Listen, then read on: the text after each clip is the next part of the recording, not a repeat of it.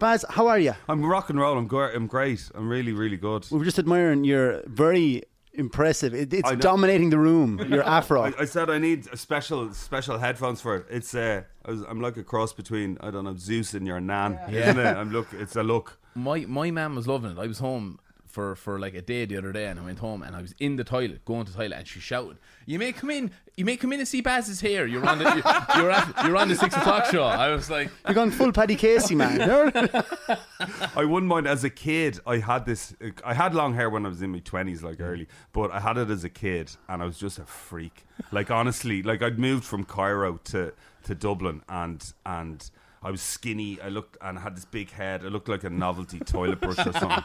People used to just walk past me and think I was like some exotic potted plant, like a fucking, I don't know, a dragon tree or something. Like, do you know what I mean? Your name is Basil. Yeah, well, it's actually not Basil.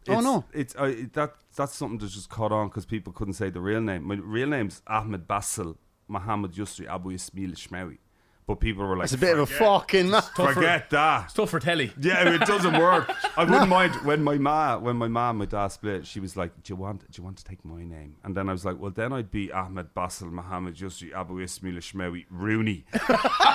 And I was like, "That's too much fucking name for anyone. Like, forget it. No, I'll stick with what I have." So Baz or Basil became the nickname, and then Ashmawy. Ashmawy, yeah. That's your stage name. That's do you know when I started, I was going to change to Baz Rooney. That's what I was going to be. Oh yeah. And us Irish could manage that. Yeah. And then I kind of thought, well, I don't really look like a Rooney, so I might as well just stick with the name I was given. You know, I'd stick with that. You know? Fair play. Yeah. So we want to ask you about your new stage show. Yeah.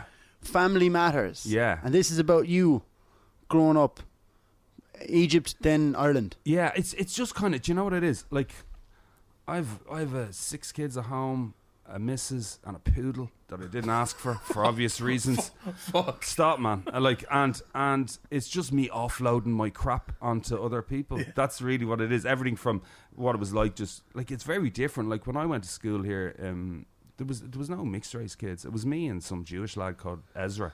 That was it, man. In our school, I went through 5 different secondary schools. What? Do you know? Yeah. Why? I don't know, man. I was just acting out and getting expelled and it's not getting along. Just I was never a bad kid. It was just stupid and getting caught all the time for stupid crap. And then I ended up in a boarding school in Clara in Offaly for 2 years. Jesus, lad, that's like Guantanamo. Are you sure that wasn't young offenders? Offaly, man. It was. Do you know what? It was brilliant because I was so green going down there. Yeah. Like I'd never been outside Dublin. I was like, man, what's the story with all this air and tweed and cows and stuff? Like, this is what's all that green stuff? Honestly, I was like, just didn't know. And who's that guy fucking a sheep? What's what's going on? I'm telling you, I remember like the first day in class, like one of the lads came up to me, and a lad Danny from Cork, and he came up to me and he was like, "So you're a filthy Jackie, are you?" and I was like, me and him got into a punch up on the first morning, and then we were in front of this Franciscan. It was run by Franciscan monks, and he was like, "Do you want, well, it didn't take you long, Ashmawy. Tell me what happened." And I said, "Well, he called me a packy." And he was like, "I did not call you anything like that." And I was like, "Yeah, you did." And he goes, "I called you Jackie." And I was like, "There he goes again." and the brother was like, that just means you're from Dublin. And I was like, "Oh, really?" I was like, I was so used to getting racial crap that I was like, do you know what I mean? I was like, "Really sorry, Danny. That's really nice of you to say that." On your dub. Do you know, I was so green, but I got to meet lads from all over the country, and it was brilliant for me, man. It was a real eye opener because I was from Dublin and I was used to sitting on walls and eating chipsticks and just thinking that was tough. But some of these lads were proper tough. Like they were roughneck, man. You know, they were great lads. Like they were brilliant. You know? Did you play a bit of hurling and football? And all I did. And I was useless, man. I was useless. Like soccer. Funny enough, what they used to do as punishment, they used to put you into. So we say you got in trouble, they'd lift me from a second year dorm into a 4th or 5th year dorm. So they put me in with this Offaly minor that they used to call Drago, because he looked like your man from Rocky. Even Drago. He was huge, a huge monster. And eventually, like, I ended up getting on really well with the lads. Now, they took all my food and robbed me every day, but in a loving way. Do you know what I mean? But I remember him putting me through a window, and he was just a monster. He was just a huge monster, you know, of a lad. Like, but it was great fun. It was great fun. Fucking Offaly. Yeah. I just want to see your name on the team sheet for an Awfully Schools game. It's a look, isn't it? It's a look. You love Offaly so much, you're actually, that's on the tour. Offaly. I'm going to on Burr. your tour. Yeah. I just, because it's only a little small run. I think, oh God, there's dates alright. Yeah, we'll call them out. Yeah. Blanchardstown, Ballymun, Dundrum, Navan, Offaly, Dundalk. Yeah. So I just thought, look, it's something I've been putting off for ages, and it's like I was saying, you kind of, you know, sometimes you just got to do what you want to do. You know, do stuff that you enjoy or get out of your comfort zone with. So TV or radio or anything like that, I'm very comfortable. I've been doing that stuff for a long time. Well, standing on stage on my Todd, that's balls out stuff, you know. That's you know, that's a different venture for me, but it's something I really want to do, you know. Did you find inspiration for doing this from, you done Wingman, where you helped I can't think of his name. Jimmy. Yeah. And he's from Meath. Yeah, he's from Toher in Loud. Loud, sorry, yeah. And he wanted to put on a show. You jumped in, you helped him as part of your TV show Wingman. Yeah. Was that kind of what said, right, I'm going to do this? Do you know what? Because I preach that stuff all the time. I preach it to my own kids, where I'm like, you know, like, don't worry about it. You know, what's going to happen? You're going to fail. Just people have this massive fear of failing, really. And I was saying it, like, I've never learned anything from succeeding at stuff. I only learned from failing at things. That's the truth. And that sounds like some, like, car sticker or something, but it's true, man. You know, you don't. And watching Jimmy, like, Jimmy had never been on stage. He had to learn 52 pages of text for one night only in front of all the people in his vicinity. And you can be sure half of them who were there to have a little sneer and watch him fall on his face live, you know, on RT and all that. Big time. That is the thing, though, isn't it? And especially going out in front of your own people. Like, I'd have no problem to do a show anywhere. If you asked me to do a show in my hometown. Absolutely. Like, Dundrum, I'm from a housing estate in beside the Mill Theatre. You know, it's called Holy Lands originally, which is funny because people years ago used to go, "Where are you from?" And I go, "Holy Lands." They go, "Oh, it's hot there, isn't it?" And I was like, "No, not Jerusalem. Like, up the road beside the shopping centre, you know." Baz of Nazareth. Yeah, that was it. So doing the local ones probably they feel a little bit different because, you know, that's your hood, that's where you're from, you know. Man, can we take you back to the start? Because like, obviously we would have watched How Low Can You Go and stuff. How did you first of all get into television and like get to go and do a show like that? Because that seemed like what every fucking young man wants to do. They want to go, they want to travel, and they want to watch it back when they get back. Yeah, like I started as an actor, and I was doing small theatre, and I was doing some comedy in the Pavilion, and a producer saw me in it and said, "Look, would you audition for a travel show we're doing for RTE?" And I said, "Yeah, look." Cool. So they sent 8 of us to London to film a weekend in London or something, and they wanted to, and they ended up going, "Look, the 3 of you are the crack together, so look, you have it, you know." Wow. So we did that for 5 years. Like I was saying to you earlier on, there's a sweet spot, I think, of between like late 20s, where you're earning a bit of money and you're having fun, and you're still kind of maybe single or you have a girlfriend, but nothing too heavy, you're not drawn down. Nothing. The chains aren't linked in just yet. There's no poodles. So there's no poodles. I can tell you that. And it was just a mad life. So what we would do, we would go filming for 3 months. Then I would take that time off and I would travel on my own for 7 months. And then I would go back, do a bit of publicity and start the next series. And I just did that cycle for, like, I would make places like Bangkok or Hong Kong. They would be bases that I would, you know, stay in. Or Mendoza in Argentina. And they would be places I'd go back to after, you know, maybe backpacking or trekking for a while. And it was just a mad life, really. It feels like a different person was doing it, to be honest with you. You didn't mind going around on your own? I loved it. I loved travelling on my own. And I was lucky enough where backpackers are usually like 2 people sharing a pack of noodles and they're broke. You know, that kind of, where I had a little bit of money. From the show. Yeah. So I was working, but I had this time off and I was like, so I could backpack, but I was kind of financially independent as well. So I didn't have to rough it all the time. Can I ask you, where's the most mental place you went on all your travels then? That's it's what's your favorite movie? It's that question, you know. It's South America is wild, you know. Argentina is fantastic. Now, you've been to Offaly, so when you say Yeah. it's wild, like, this means fucking wild. Ethiopia is pretty out You there. went to Ethiopia? Yeah, I lived with a tribe up in the Surrey. You did not? Yeah, What the yeah. fuck did you go there for? Yeah, just why not? Why not? You know, I actually the maddest place, I was down in Cambodia, and I got robbed by about 20 kids in a bus station. Now, stupidly, I used to have like money in one pocket and passport somewhere else. But this one time, because I was getting a bus and I was looking for a ticket, everything was in like a one kind of thing around my neck. And I was looking for this ticket, got the ticket, turned around, and there was like 20 kids looking at me, and the thing was gone. My pack was gone, and I had everything. So I ended up in this little fishing village for a month because there's no embassy there, and I had to like work in the village. So your man let me sleep on the pool table for $1 a night, and then I'd go fishing with the lads. But the lads are these nimble Cambodian lads on the end of these longboats throwing nets. And there's me, like 6'2", useless, just wrecking, just turning the boats over, and they're losing their fish. And we'd all be there at night drinking, eating barracuda, and they'd be giving me daggers because I lost half a boatload of fish.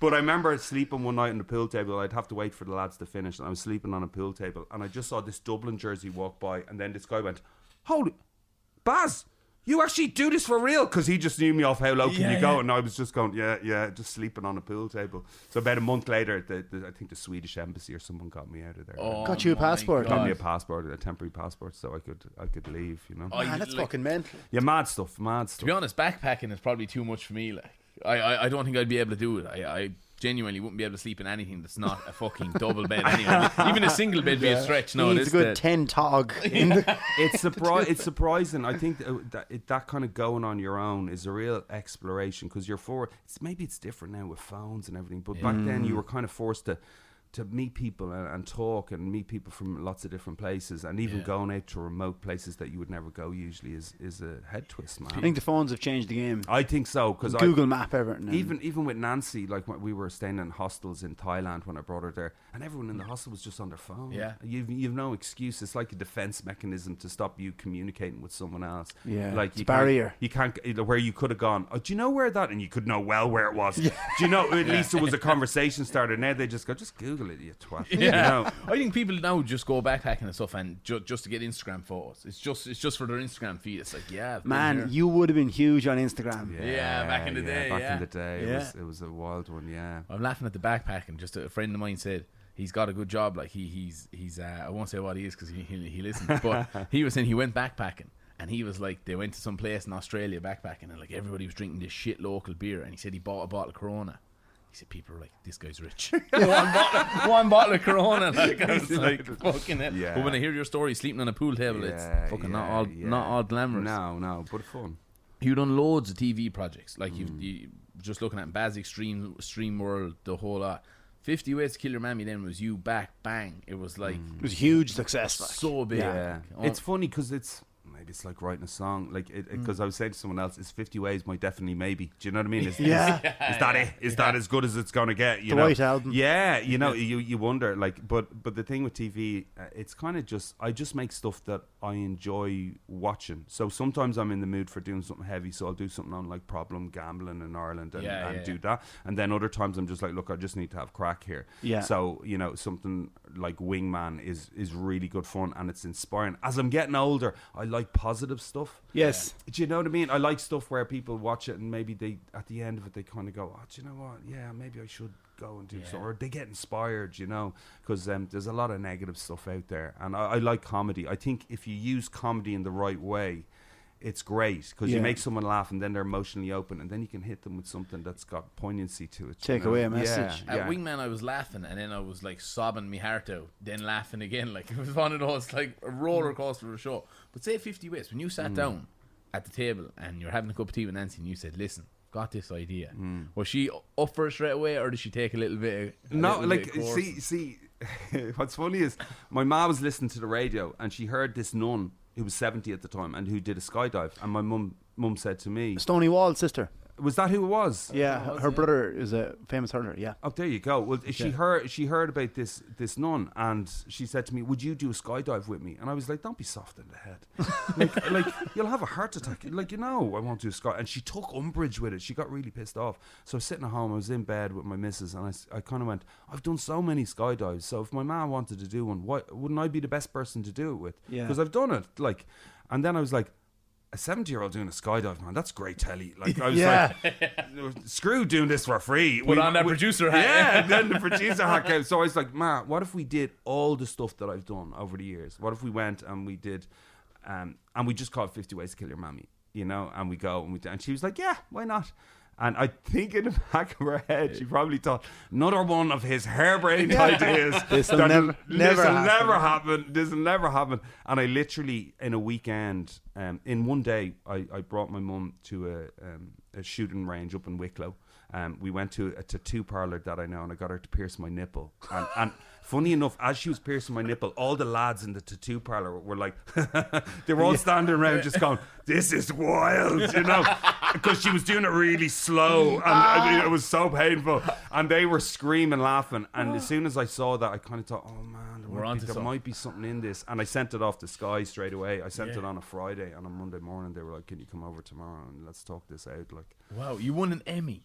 Yeah, man. Fucking hell. I know. Again, like, it's kind of surreal because you don't ever make it with that in your mind. You just kind of think, I'll make this show and hopefully it does well and people will like it. And then next thing, your ma's talking to Michael Douglas and you're sweating, going, "Ma, don't, over here, Ma, over here, just." I wouldn't trust him. I just wouldn't trust him. I've seen him in that film. Yeah, he wasn't good. But my mum was always this kind of very quiet, very shy person. So for me, seeing her up on a stage at the Emmys and saying a few words, I was like, man, that's blowing my wig out. That's it was great. Like, it was really good fun. And she's a celeb now. Like, yeah, listen, she's more popular than I am. I know that for a fact. Like, people just because she's really. I think she's. It's funny because I'm mixed race. My dad was very Egyptian, and then my ma is probably the most Irish person in the world. So any of my context of Ireland and everything from bacon brown bread to all of that, it's all her. And I think a lot of people have a Nancy in their life. It mightn't be their mum, it might be their gran, it might be their friend's mum, but they can relate. They know a Nancy because she's that mold, she's pure green, like. And like, her being a celeb now, is she embracing it? Oh, she loves it. Yeah. What's she getting up to? Like, she's great with it. Like, she has a little place out in the Canaries. She hangs out there for 6 months with her Golden Girls. They all have an apartment on top of each other. And they sit there like just drinking brandies and playing bridge. Like, I was out with her one night over there, and it was about 1 o'clock, and she was like, "We'll go up to Mary's for a little while and have a brandy." And I went, "Ma, do you know what? I'm just gonna chill out." And then I was like, Jesus, my ma's better cracked than I am. Do you know what I mean? Like, none of it fazed her. She just enjoys life, and she's just a real positive person to be around, Oh man, that's deadly. And like, your latest undertaking is DIY SOS. Yeah, and thank you. Oh yeah, no, I really mean it, lads, because did it was do amazing. The job? I'd love to say it's my show because it's not. It's a big format that they done in the UK for 20 years. But you're spearheading it here. Well, I'm presenting it, and I go down and meet the families, and we did one outside of Dundrome in Tip, and I was just blown away, man. I was blown away. That poor girl, like, the stories are like it's heartbreaking stuff. And do you know what's funny is, like, for anyone who didn't know, it was a young woman, the Barry family, and a young husband passed away very suddenly, and she was left with 3 kids, young, and this rubble of a house that he'd been building over 5 years, and there was they had no hope of ever getting that finished. Never in a million years. There was no way that was going to happen. And 125 people came down, and they built her a house, a beautiful dream house, in 9 days. Wow. And at the end of it, you're like, it's kind of like bittersweet because it's the fairy tale home without maybe the fairy tale ending, because they still lost their dad, But But watching what everyone did then there, and like the crack, like the lads on site are just nuts, like just nuts. They were great, like just great fun. And Were you doubling up as a builder? I'm useless. Like I wouldn't be able to change a fuse in a socket, like in a plug. I have an Allen key and a butter knife. Like, yeah, I'll have a go at that. No, I'm useless. I just go around yapping. Nah, the lads, it's all about the volunteers. It's all about what they do. You know, they're brilliant. And so I'm heading off on Monday to do the one in Limerick. Excuse me. So there's lots of like projects like this all over Ireland now that you're. Yeah, and even down in, I think down in Dundrum now they set up their own one. You know, they're doing one locally now because it had such an effect on the community. Like it's watching a mass amount of people do something that changes someone's life. You can't not see it and go, holy shit, that's amazing. Yeah. Like, it's just, you're just blown away by it. It gives you faith in humanity. Like. Honestly, because you know what it's like at the moment. You're just like, is everyone just out for themselves? Is that all it is, you know? And when you see that, you're just like, you kind of feel good, you know? And it's nice to walk away from something like that feeling good, you know?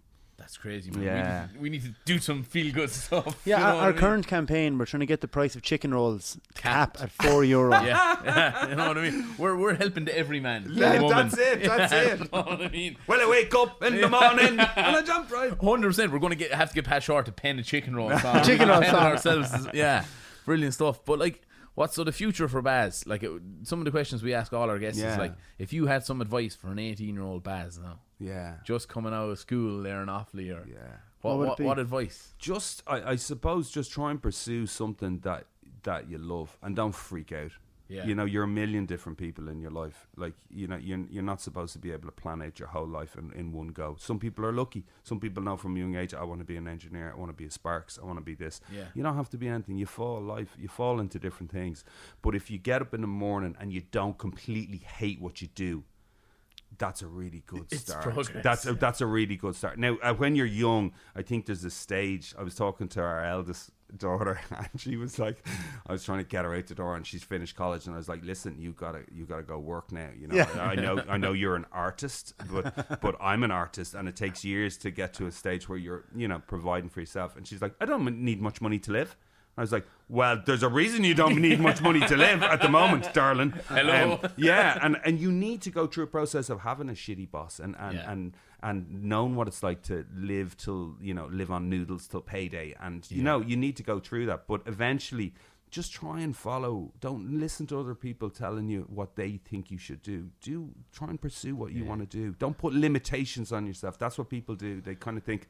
When I was growing up, all the lads in my state, when I said I wanted to be an actor, I wanted to be on TV, they all laughed at me. No way. Because they were all like, no one from here ever was on TV. Why would you be on TV? You know, and maybe sometimes that kind of negativity seeps into you. It can. I think it can motivate you. Yeah. It depends which way. Like, there's a blind confidence and an arrogance that comes with being young.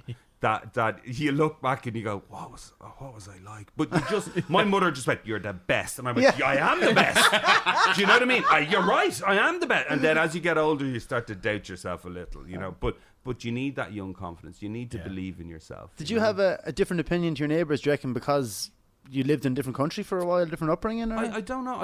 My mum just encouraged me. Like, you know, when I went to do drama, she'd come to see some awful plays, and she'd just go, "You were great," and keep going. And she just, I was very focused. You know, I kind of knew this is what I wanted to get into, but I thought I'd end up doing acting, and I just ended up steering in a completely different direction. But I still enjoyed it. Yeah. So it's just about trying to steer yourself into a direction where you enjoy stuff. You know, our theory is like, everybody's like, oh, you've got one life. We think like you've got 3 or 4. Like, we had our life where we had normal jobs. Now we've got this life. I don't know. 10 years time, we might have another direction almost as such. Like, so. But that's why you like you lads should have a movie. You know, yes, so, you know what I mean. Like that's. But do you know what I mean? Like, it's when you have, and it's I probably, and I learned that late, probably with something like 50 Ways, where you think, well, how could you make a show that big? Like, how, like, you know, because you only put limitations on yourself. I work with producers sometimes, and I say, come up with ideas, but don't put limitations on it. You know, just tell me, if you had all the money in the world, what would you make? Yeah. And, you know, that's how you just sometimes just naturally, especially from being from Ireland, I think we have an ability to just think, think very small, and you shouldn't. You should think, you lads know, you're traveling the world doing it, and that builds your confidence in yourself. You know, you have to prove to yourself. Sure, we're only wins. 2 old Egypts now, just getting away with it now, and you know yourself. Nah. Do you know what I mean? But it's great. Do you go back to Egypt at all on your travels? Yeah, I've been back a few times. My dad passed away years ago, so but I've a lot of family out there, a lot, like too many, and I go back. But it's a trip. Like it's just like they're like, Jesus, you're very white. Look, what? Like what? You need to get sun. You want to head down to Sharm el Sheikh for a week and come back to us? And I'm like, all right, yeah, no bother. But I love it. Like it's funny because when I in the 80s when I was growing up here, Egypt and Ireland had absolutely nothing in common apart from an obsession with tea and explosives. You know what I mean? But apart from that, there was nothing. But now there's lots of Egyptians and stuff living here and stuff. But Egypt, I love it. It's a big part of my life still as well. Is there a big Egyptian community in Ireland? There's a fair few. Yeah. Like I did a doc on Islam in Ireland, which was. It was gas because people were like, "Oh, so you're the new voice of Islam in Ireland now, are you?" And I was like, "Who's the old voice of Islam in Ireland?" Like, there's communities, you know. There's a big difference between kind of multi-ethnicity and multicultural. You know, multicultural is where you have different pockets of you know, you've kind of Muslims down there and Pakistanis down here and Chinese down here, and they all live separately, and that doesn't work. You know, multi-ethnicity is where they're all going sitting in school together, and you know, like sport is massive. Like until you get Ahmed Zaki playing up front for Dublin, that's how you inspire. That's how you get people on board and going. Oh, you know, like it, and that takes time. You know, it's all a bit new in Ireland, but it'll get there with it. You know, it'll get there with it. We're going the right way. I think so, man. Like compared to when I was growing up, man, it's a different buzz completely. It's great. Like my kids are mongrels. My kids are quarter Serbian, quarter Egyptian, half Irish. They've a Muslim auntie, a Greek Orthodox granny, and my ma in the mix of it. Do you know? I got called into the school. This is true as God. And the headmistress said to me, you need to talk to your daughter about God. I think she's very confused because she was praying today, and I was like, right, because I'm not religious, you know. And I was like, she was praying, right? What was that like? And she went, well, she put a veil over her head, got down on her knees, and started bowing with rosary beads. And I was like, oh, she stayed in my ma's at the weekend because my ma does the rosary, and my sister's upstairs who's Muslim, and she'd put one and one together and come up with 5, you know. So it's man. I think your daughter could world peace could be on. We need a new religion, like. Yeah, she's the one for it, all right. The remix. The remix, that's what it is. Religion, the remix. Like the best bits of this one. You know, but I take religion like that. I just take little bits of things I like. It's like reading self-help books. I go, I like that. I'm going to use that for me. I like this. I'm going to use that. That's all nonsense. I'm going to put that aside. And the more you learn about different philosophies and different religions, you think, oh, that makes sense. I'll take that. Yeah. And they're not that different, to be honest. Not really. Yeah. They're all the same. Yeah, the same yarn, you know, really.